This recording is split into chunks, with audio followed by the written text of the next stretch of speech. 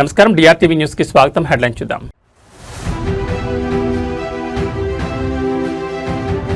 తప్పు చేస్తే బీసీ బిడ్డ, ఓట్ల కోసం మతమా? బండి సంజయ్పై ఎమ్మెల్యే కల్వకుంట్ల సంజయ్ విరుచుకుపాటు.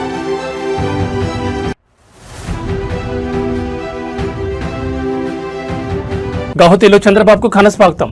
జాతీయ నేతల కలయికతో సందడిగా మారిన అస్సాం రాజధాని.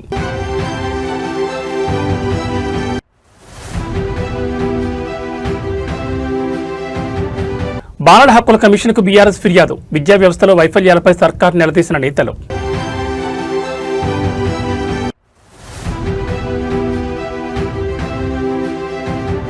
అంబర్పేటలో బండి సెగ, భగీరథను వెంటనే అరెస్టు చేయాలంటూ బీఆర్ఎస్ భారీ రాస్తారోకో.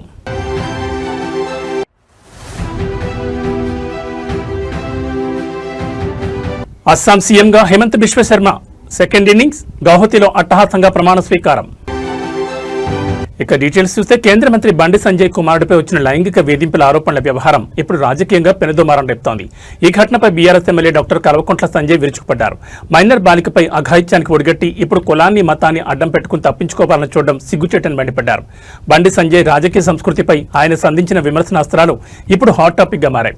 ఎన్నికలొస్తే మతం కొడుకులు లుచ్చాపనులు చేస్తే బీసీ బిడ్డ అంటూ కులాన్ని వాడుకోవడం బండి సంజయ్కి చెల్లిందని ఎమ్మెల్యే ఎద్దేవా చేశారు.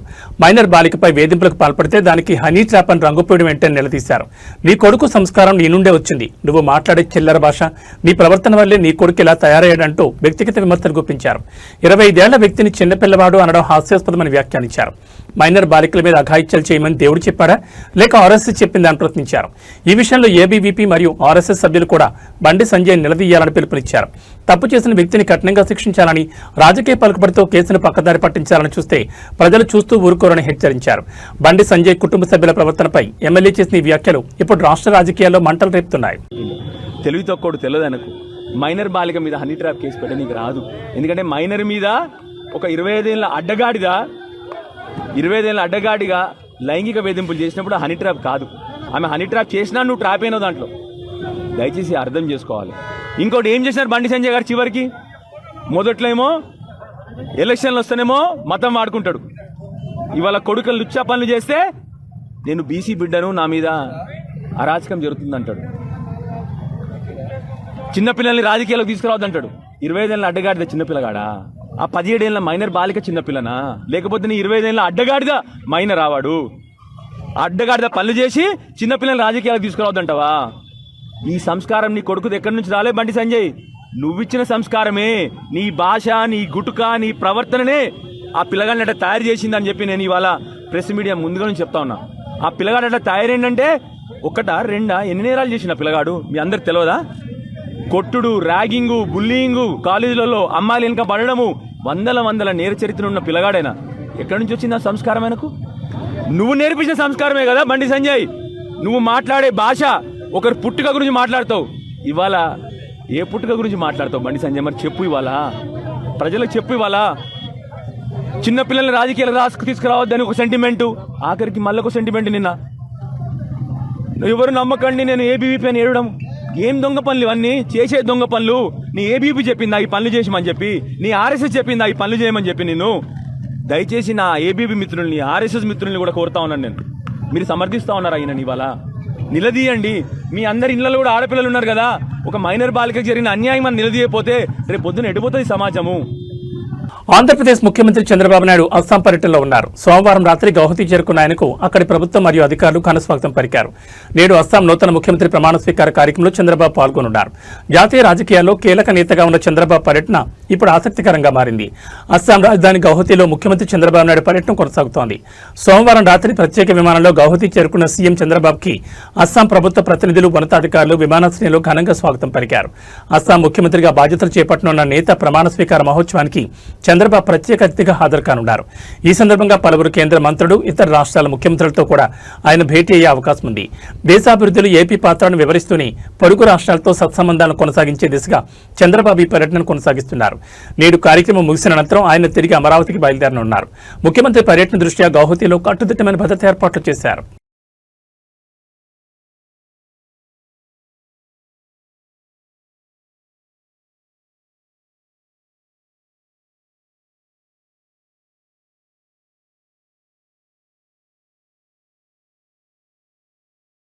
తెలంగాణలో బాలల హక్కుల ఉల్లంఘనలు మరియు విద్యా వ్యవస్థలో నెలకొన్న సమస్యలపై బీఆర్ఎస్ నాయకులు గళమెత్తారు. కొద్దిసేపటి క్రితమే రాష్ట్ర బాలల హక్కుల పరిరక్షణ కమిషన్ కలిసిన బీఆర్ఎస్ ప్రతినిధుల బృందం ప్రస్తుత ప్రభుత్వ తీరుపై ఫిర్యాదు చేసింది. అనంతరం వారు మీడియాతో మాట్లాడుతున్నారు. అసలు వారు కమిషన్ దృష్టికి ఏ అంశాలు తీసుకెళ్లారు, ప్రభుత్వంపై వారు చేస్తున్న ఆరోపణలేంటి, ప్రభుత్వ పాఠశాలలు మరియు హాస్టల్లో జరుగుతున్న వరుస ఘటనలపై బీఆర్ఎస్ ఆగ్రహం వ్యక్తం చేస్తోంది. గురుకులాలు, ప్రభుత్వ వసతి గృహాల్లో విద్యార్థుల భద్రత, ఆహార నాణ్యతపై బీఆర్ఎస్ నేతలు కమిషన్కు వివరించారు. రాష్ట్రంలో చిన్నపిల్లలపై జరుగుతున్న అఘాయిత్యాలను అరికట్టడంలో ప్రభుత్వం విఫలమైందని వారు ఆరోపిస్తున్నారు. విద్యా సంవత్సరం ప్రారంభమైన ఇంకా పూర్తి స్థాయిలో పాఠ్యపుస్తకాలు, యూనిఫామ్స్ అందలేదని, హాస్టళ్లలో కనీస సౌకర్యాలు లేక విద్యార్థులు ఇబ్బందులు పడుతున్నారని నేతలు మండిపడుతున్నారు. ప్రస్తుతం కమిషన్ కార్యాలయం వెలుపల బీఆర్ఎస్ మాజీ మంత్రులు మరియు కీలక నేతలు మీడియా సమావేశంలో మాట్లాడారు. బాధ్యులపై కఠిన చర్యలు తీసుకోవాలని, విద్యార్థులకు భద్రత కల్పించాలని వారు డిమాండ్ చేశారు. బాలల హక్కుల పరిరక్షణలో ప్రభుత్వం అలసత్వం వహిస్తే రాష్ట్ర వ్యాప్తంగా పోరాటాలు చేస్తామని బీఆర్ఎస్ హెచ్చరిస్తోంది.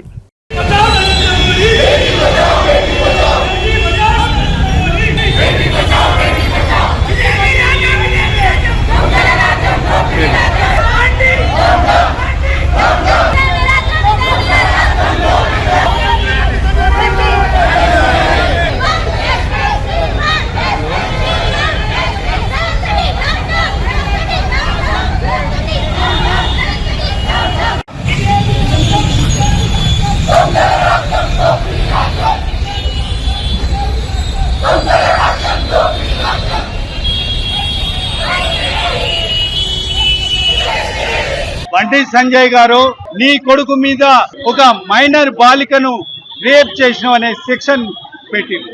నీవు ఈ రోజుకైనా కూడా బుద్ధి తెచ్చుకొని మాటలు మాట్లాడే అప్పుడు ఇంకిత భావంతో పనిచేయాలని కోరుతున్నాం.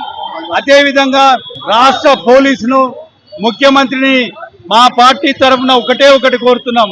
నిష్పక్షపాతకంగా ఇన్వెస్టిగేషన్ చేయండి. ఎవరైతే మైనర్ బాలికను రేప్ చేసిండో అతనికి తగిన కారాగార శిక్ష విధించాలని మేము మా పార్టీ తరఫున కోరుతున్నాం.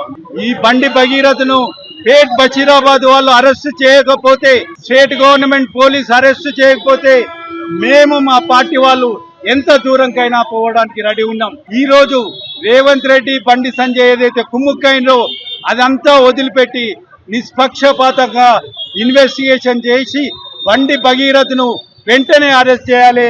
ఆ మైనర్ ఆమెకు రక్షణ ఇచ్చి ఆమెను న్యాయంగా కాపాడాలని మేము కోరుతా ఉన్నాం.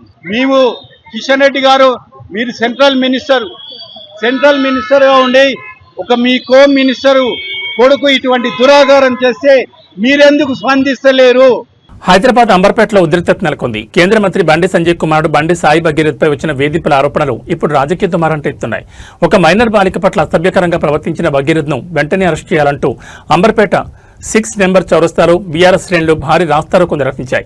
ఈ ఘటనలో ప్రభుత్వ తీరుని అడ్డుగడుతూ ఎమ్మెల్యే కాలేరు వెంకటేష్ సంచలన వ్యాఖ్యలు చేశారు. కేంద్ర మంత్రి బండి సంజయ్ కుమారుడు ఉదంతంపై బీఆర్ఎస్ పోరాటాన్ని ఉధృతం చేసింది. ఎమ్మెల్యే కాలేరు వెంకటేష్ నేతృత్వంలో బీఆర్ఎస్ నాయకులు, మహిళా కార్యకర్తలు అంబర్పేట చౌరస్తాలో బైఠాయించారు. బండి సంజయ్ భగీరథ్కు వ్యతిరేకంగా ప్లకార్డులు ప్రదర్శిస్తూ నినాదాలు హోరెత్తించారు. ఈ సందర్భంగా ఎమ్మెల్యే కాలేరు వెంకటేష్ మాట్లాడుతూ మైనర్ బాలికను లైంగిక వేధింపులకు గురిచేసిన ఘటనలో ఫోక్సో చట్టం కింద కేసు నమోదు చేయాల్సిండగా ఈ ఉదంతాన్ని హనీ ట్రాప్గా చిత్రీకరించి కేసును నీరుగార్చే ప్రయత్నం చేస్తున్నారని ఆరోపించారు. ఈ ఘటనపై నైతిక బాధ్యత వహిస్తూ బండి సంజయ్ తన కేంద్ర మంత్రి పదవికి రాజీనామా చేయాలని డిమాండ్ చేశారు. రాష్ట్రంలో బీజేపీ, కాంగ్రెస్ కుమ్మక్కై నిందితుని రక్షించే ప్రయత్నం చేస్తున్నారని మండిపడ్డారు. బాధిత బాలిక కుటుంబానికి న్యాయం జరిగే వరకు తమ పోరాటం ఆగదని, తక్షణమే భగీరథ్ను అరెస్ట్ చేసి రిమాండ్కు తరలించాలని బీఆర్ఎస్ నేతలు అల్టిమేటం జారీ చేశారు. ఈ నిరసన నేపథ్యంలో అంబర్పేటలో భారీగా ట్రాఫిక్ నిలిచిపోయింది. పరిస్థితిని అదుపులోకి తెచ్చేందుకు పోలీసులు రంగప్రవేశం చేశారు. ఇప్పుడు కూడా మేము అందరం కూడా కలిసి ఇప్పుడు కూడా అదే అపీల్ చేసినాం. అరే, ఒక ఉమెన్ గా ఒక మైనర్ బాలికకు జరిగినటువంటి అన్యాయాన్ని మనము వాళ్ళ పేరెంట్స్ ముందుకొచ్చి, అయ్యా నాకు అన్యాయం జరిగింది, నాకు ఇమ్మీడియట్లీ నా బిడ్డకు న్యాయం జరగాలని కేసు పెట్టినప్పుడు ఆ కేసును వాళ్ళ పక్కదారి పట్టించే ప్రయత్నం కాకుండా ఇమ్మీడియట్లీ కస్టడీలోకి తీసుకోవాలి. నేరానికి గురైనటువంటి వ్యక్తి పైన తక్షణమే యాక్షన్ తీసుకోకుండా, అరెస్ట్ చేయకుండా ఇంకా ఎంక్వైరీ చేస్తామని ఇంకేదో చేసి అట్లా ఆ కేసును పక్కదారి పట్టించి ఆ పిల్లోడిని భగీరథను బయటకు పంపించేటువంటి ఒక కుట్రలు చేస్తున్నారు అనేది దీన్ని బట్టి అర్థమైంది.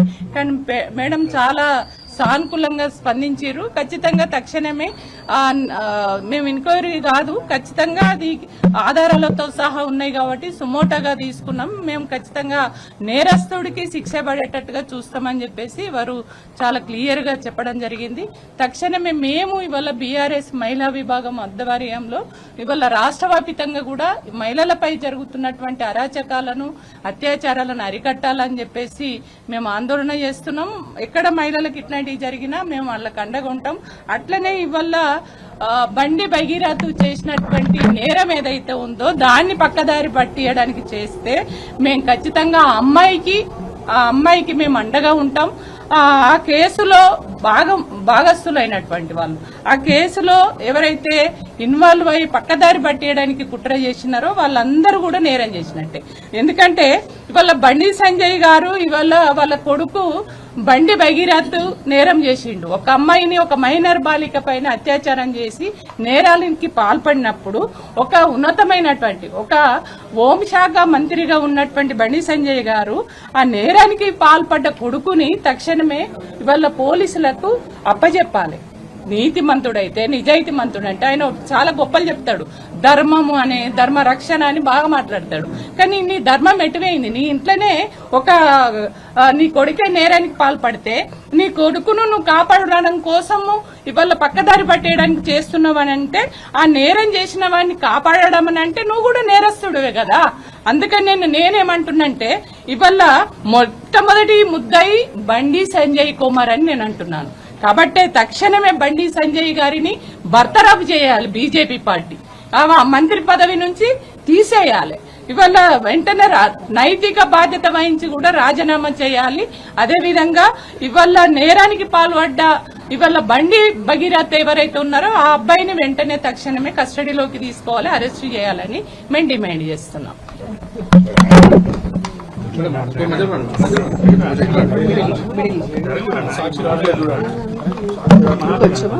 ఓకేనా? కొంచెం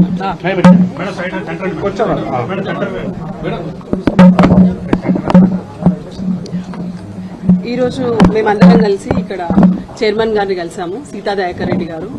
really we felt very happy to meet her. Because ఇక్కడ రాగానే మేము ఎప్పుడైతే మా గ్రీవెన్స్ చెప్పామో, మేము ఎందుకు వచ్చామనే విషయాన్ని చెప్పినప్పుడు మేడం చాలా మంచిగా సానుకూలంగా స్పందించారు. And she told that already ఎప్పుడైతే ఈ విషయం తెలిసిందో సండేనే తను వాళ్ళ ఆఫీస్ వాళ్ళందరికీ కూడా చెప్పారంట, ఖచ్చితంగా మండే రోజు స్పెషల్ బెంచ్ పెడదామని. యూజువల్లీ ఇక్కడ ఎవ్రీ వెనస్డే బెంచ్ ఉంటుంది, బట్ మండే వాళ్ళు సూమోటోగా బెంచ్ కండక్ట్ చేశారు, special bench. And already police వాళ్ళకు కూడా సమన్స్ పంపించారంట. సో మేము ఇచ్చిన లెటర్లో కూడా మేము చాలా క్లియర్ గా చెప్పాము, కావాలని చెప్పి పోక్సో చట్టం ప్రకారం ఏదైతే. అస్సాం ముఖ్యమంత్రిగా హిమంత బిశ్వ శర్మ మరోసారి బాధ్యతలు చేపట్టారు. గౌహతిలో అత్యంత వైభవంగా జరిగిన ప్రమాణ స్వీకార మహోత్సవంలో ఆయన రాష్ట్ర ముఖ్యమంత్రిగా ప్రమాణ స్వీకారం చేశారు. ఈ చారిత్రక ఘట్టానికి ఆంధ్రప్రదేశ్ ముఖ్యమంత్రి చంద్రబాబు నాయుడుతో పాటు పలువురు కేంద్ర మంత్రులు, వివిధ రాష్ట్రాల ముఖ్యమంత్రులు హాజరయ్యారు. అస్సాం రాజధాని గౌహతిలో జరిగిన ఈ కార్యక్రమం జాతీయ రాజకీయ ప్రముఖుల కలయితో సందడిగా మారింది. అస్సాం గవర్నర్ హిమంత బిశ్వ శర్మతో పదవీ ప్రమాణం చేయించారు. ఆయనతో పాటు పలువురు మంత్రులుగా బాధ్యతలు స్వీకరించారు. రాష్ట్ర అభివృద్ధిని మరింత ముందుకు తీసుకెళ్తానని ఈ సందర్భంగా ఆయన స్పష్టం చేశారు. ఏపీ ముఖ్యమంత్రి చంద్రబాబు నాయుడు ఈ వేడుకల్లో ప్రత్యేక ఆకర్షణగా నిలిచారు. హిమంత బిశ్వ శర్మకు ఆయన పుష్పగుచ్చం అందజేసి శుభాకాంక్షలు తెలిపారు. ఈ సందర్భంగా ఇరువురు ముఖ్యమంత్రులు రాష్ట్రాల మధ్య పరస్పర సహకారంపై కొద్దిసేపు చర్చించారు. ప్రమాణ స్వీకార కార్యక్రమం దృష్ట్యా గౌహతి నగరం అంతా పండగ వాతావరణం నెలకొంది. బీజేపీ అగ్రనేతలు, ఎన్డీఏ మిత్రపక్షాల నాయకులు పెద్ద ఎత్తున హాజరై హిమంత బిశ్వ శర్మకు అభినందనలు తెలిపారు. ఈ పర్యటన ముగించుకుని ముఖ్యమంత్రి చంద్రబాబు నాయుడు నేడు సాయంత్రం తిరిగి అమరావతికి చేరుకోనున్నారు. শ্রী হিমন্ত বিশ্ব শর্মা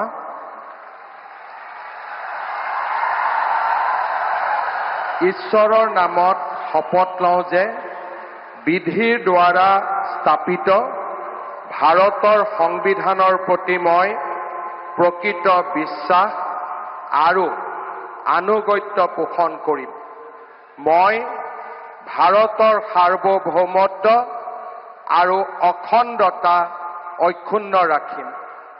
মই অসমৰ মুখ্যমন্ত্ৰী হিচাপে মোৰ কৰ্তব্য বিশ্বস্ততাৰে আৰু শুদ্ধ অন্তঃকৰণেৰে সম্পাদন কৰিম আৰু মই ভয় বা পক্ষপাত, অনুৰাগ বা বিদ্বেষ নোহোৱাকৈ সংবিধান আৰু আইন অনুসাৰে সকলো শ্ৰেণীৰ লোকৰ প্ৰতি ন্যায় আচৰণ কৰিম। মই শ্ৰী হিমন্ত বিশ্ব শৰ্মা ঈশ্বৰৰ নামত শপত লওঁ যে মই অসমৰ মুখ্যমন্ত্ৰী হিচাপে মোৰ কৰ্তব্যৰ যথাযথ সম্পাদনৰ বাবে আৱশ্যক হোৱাৰ বাহিৰে মই এনে বিষয় যি অসমৰ মুখ্যমন্ত্ৰী হিচাপে মোৰ বিবেচনাৰ বাবে অনা হ'ব বা মোৰ জ্ঞাত হ'ব তেনে বিষয় মই কোনো ব্যক্তি বা ব্যক্তিসকলৰ ওচৰত প্ৰত্যক্ষ বা পৰোক্ষভাৱে অৱগত বা প্ৰকাশ নকৰিম।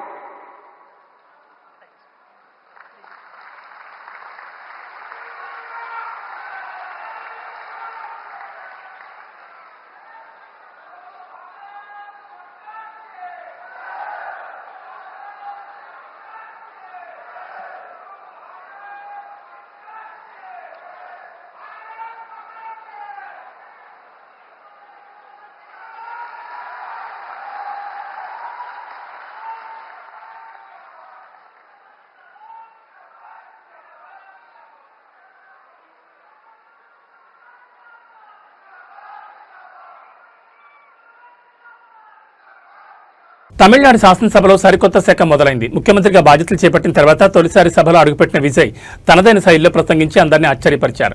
స్పీకర్ పదవికి ఉన్న చారిత్రక ప్రాముఖ్యతను వివరిస్తూనే సభలో హాస్యాన్ని పండిస్తూ అందరి ముఖాల్లో చిరునవ్వులు పూయించారు. రాజకీయాల్లో ప్రత్యర్థులైనా సభలో గౌరవం ఎలా ఉండాలో ఆయన చేసి చూపించారు.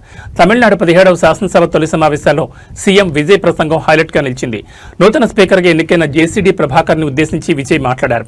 స్పీకర్ పదవి కేవలం ఒక కుర్చీ కాదని అది ప్రజాస్వామ్య దేవాలయానికి అత్యున్నత పీఠమని ఆయన అభివర్ణించారు. సభలో క్రమశిక్షణ, గౌరవం స్పీకర్ స్థానంతోనే మొదలవుతాయని గుర్తు చేశారు. తన ప్రసంగ మధ్యలో అప్పుడప్పుడు సెటైర్లు వేస్తూ చమత్కరిస్తూ సభలో ఆహ్లాదకర వాతావరణాన్ని కల్పించారు. సాధారణంగా గంభీరంగా సాగే అసెంబ్లీ సమావేశాల్లో విజయ్ మార్క్ హ్యూమర్ అందరినీ ఆకట్టుకుంది. అసెంబ్లీని ప్రజాస్వామ్యానికి గుండెకాయగా పేర్కొంటూ ఇక్కడ జరిగే చర్చలు ప్రజల జీవితాలను మార్చేవిగా ఉండాలని ఆకాంక్షించారు. తన ప్రభుత్వం పారదర్శకతకు, సామాజిక న్యాయానికి పెద్దపీట వేస్తుందని మరోసారి స్పష్టం చేశారు. ముఖ్యమంత్రిగా విజయ్ తన తొలి ప్రసంగంతోనే అటు అధికార పక్షాన్ని ఇటు ప్రతిపక్షాన్ని మెప్పించి అసెంబ్లీలో సక్సెస్ఫుల్ ఎంట్రీ ఇచ్చారు. பாராளுமன்றத்தின் கருத்தை மன்னரிடம் சொல்ல வேண்டியவர் ஸ்பீக்கர். அதற்கு துணிவு வேண்டும்.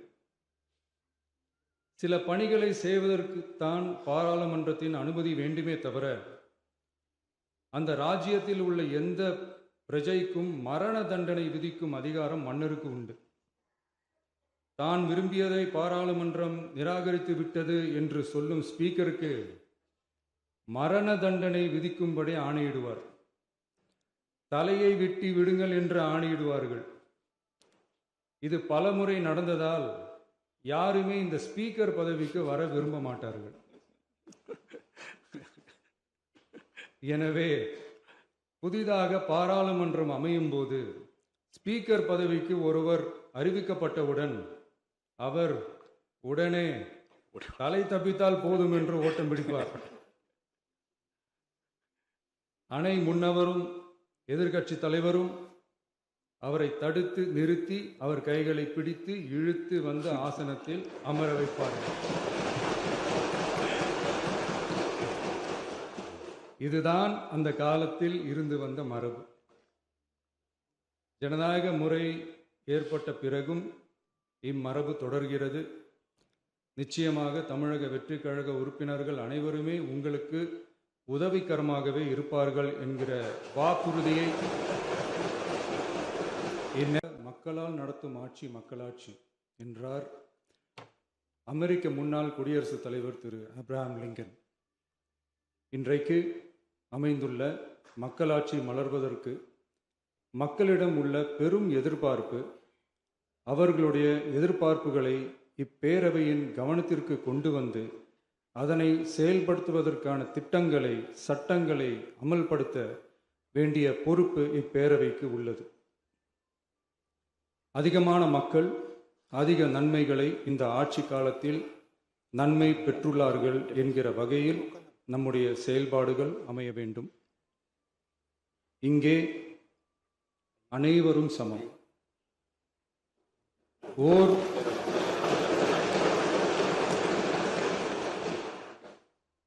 உறுப்பினரை கொண்ட கட்சிகள் இங்கே இடம் பெற்றிருந்தாலும் அவர்களுடைய கருத்துகளுக்கும் அதிக எண்ணிக்கை பெற்ற தமிழக வெற்றி கழக உறுப்பினர்கள் தெரிவிக்கும் கருத்துகளுக்கும் சமமாகவே மதிப்பளிக்கப்பட்டு நல்லவை ஏற்கப்பட்டு அல்லவை நிராகரிக்கப்பட்டு ஜனநாயகத்தின் இதயமாகவும் மூளையாகவும் இப்பேரவை செயல்பட வேண்டும். அதற்குரிய வகையில் பெருமை வாய்ந்த வரலாற்று சிறப்பு கொண்ட இப்பேரவையை நடத்தி செல்லும் பண்பை பெற்றுள்ளவரையே தமிழக வெற்றிக் கழகம் முன்மொழிந்து தாங்கள் இன்றைக்கு இந்த ஆசனத்தில் அமர்ந்துள்ளீர்கள். రాష్ట్రంలో అన్నదాతల పరిస్థితి అగమ్యగోచరంగా మారింది. మార్కెట్ యార్డులకు నమ్ముకుని పంట తెచ్చిన రైతులకు కన్నీరే మిగులుతోంది. తాజాగా మార్కెట్ యార్డులో నిల్వ ఉంచిన మొక్కజొన్న పంట అగ్ని ప్రమాదానికి గురై దగ్ధమైంది. 5 బస్తాల పంట కాలిపోయినా ఇంతవరకు ఏ ఒక్క అధికారి కూడా స్పందించకపోవడంపై రైతులు ఆగ్రహం వ్యక్తం చేస్తున్నారు. రేవంత్ రెడ్డి 2 ఏళ్ల పాలనలో రైతుల గోడు వినేవారే కరువయ్యారని రైతన్నలు మండిపడుతున్నారు. మార్కెట్ యార్డులో భద్రతపై ప్రశ్నలు తలెత్తున్నాయి. కష్టపడి సాగు చేసిన మొక్కజొన్నను మార్కెట్ యార్డుకు తరలించగా అక్కడ జరిగిన ప్రమాదంలో 5 బస్తాల పంట పూర్తిగా కాలిపోయింది. పంట కాలిపోయి రైతు రోధిస్తున్న ప్రభుత్వం తరపున కానీ యార్డ్ అధికారుల తరపున కానీ కనీస స్పందన లేదు. నష్టపోయిన రైతులను పరామర్శించే నాదులే లేకపోవడంతో పాలన ఎంత దారుణంగా ఉందో అర్థమవుతోంది అంటూ రైతులు ఆవేదన వ్యక్తం చేస్తున్నారు. తక్షణమే నష్టపోయిన రైతులు పరిహారం చెల్లించాలని, యార్డులో తగిన జాగ్రత్తలు తీసుకోవాలని స్థానిక రైతులు డిమాండ్ చేస్తున్నారు. రైతు సంక్షేమం గురించి మాట్లాడే ప్రభుత్వం క్షేత్రస్థాయిలో ఇలాంటి ఘటనలు జరుగుతున్నా ఎందుకు మౌనం వహిస్తోందని విపక్షాలు ప్రశ్నిస్తున్నాయి.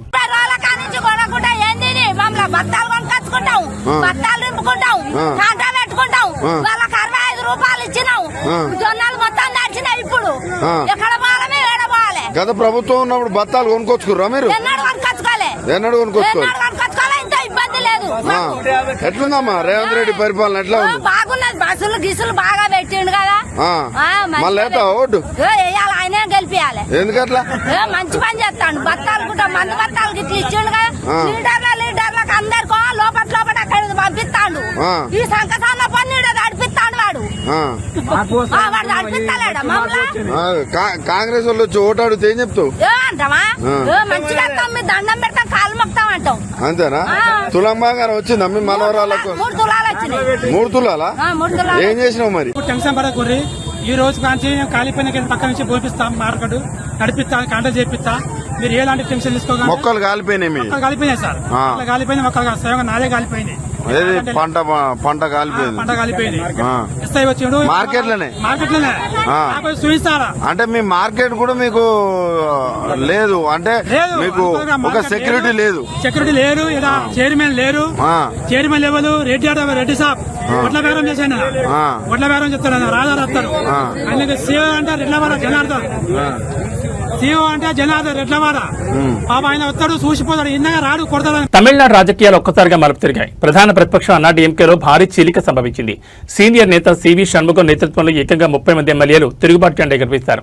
వీరంతా నటుడు ముఖ్యమంత్రి విజయ్ నేతృత్వంలోని టీవీకే ప్రభుత్వానికి మద్దతు ప్రకటిస్తూ సంచలన నిర్ణయం తీసుకున్నారు. రేపు జరగనున్న ఫ్లోర్ టెస్ట్ కు ముందే విజయ్ ప్రభుత్వం సుస్థిరం కావడంతో రాజకీయ సమీకరణాలు పూర్తిగా మారిపోయాయి.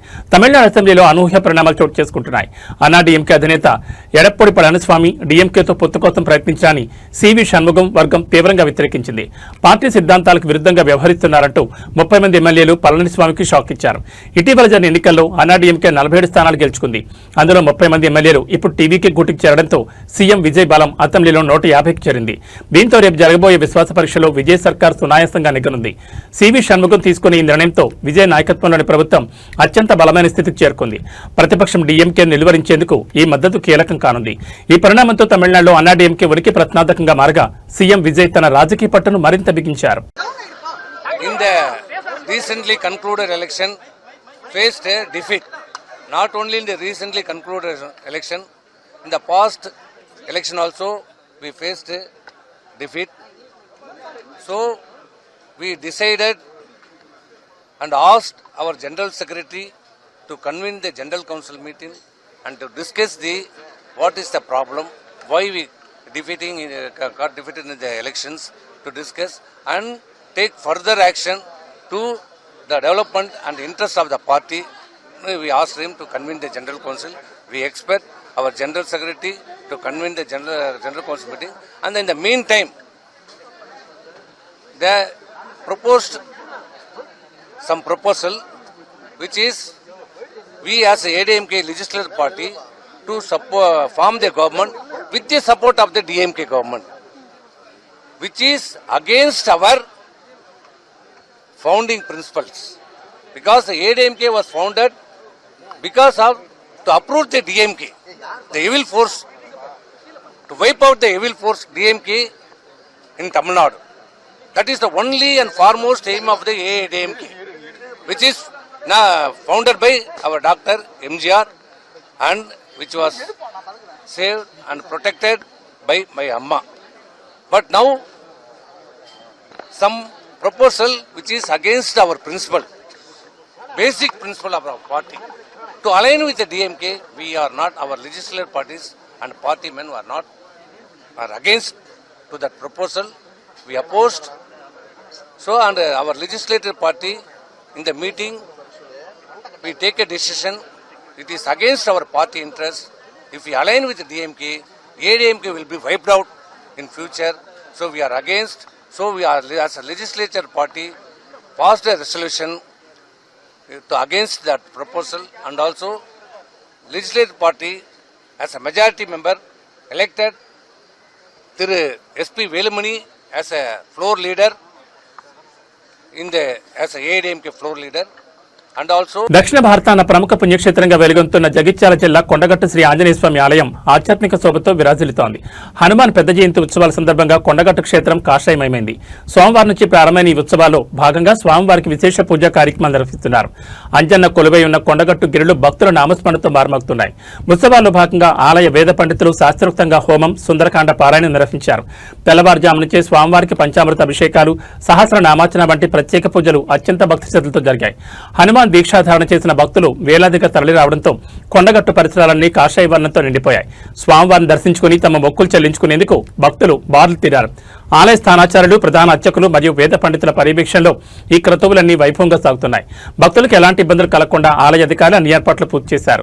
జయంతి ఉత్సవాల నేపథ్యంలో కొండగట్టు అంజన్న దర్శనం కోసం తెలుగు రాష్ట్రాల నుంచే కాకుండా పొరుగు రాష్ట్రాల నుంచి కూడా భక్తులు భారీగా తరలివస్తున్నారు.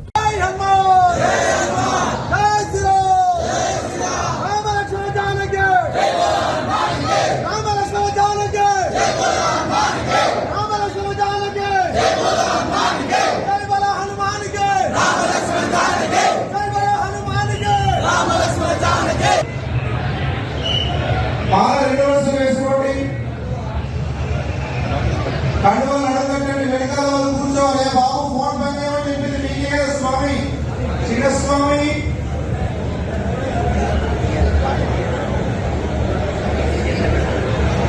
ఓ రజాది రామచంద్ర భగవానికి, సీతారామచీర హనుమానికి, రామచంద్ర భగవానికి. రెండు చేతులు జోడించి తండ్రి ఆంజనేయ దండం పెట్టుకోండి.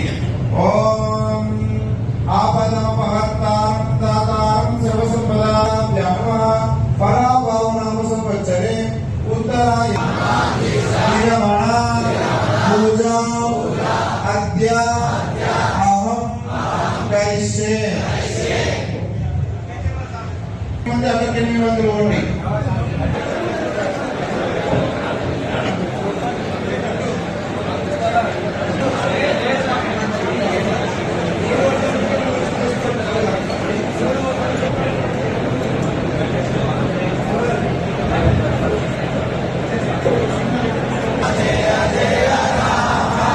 ఓం శ్రీ హనుమా జయ హనుమా జయ జయ హనుమా.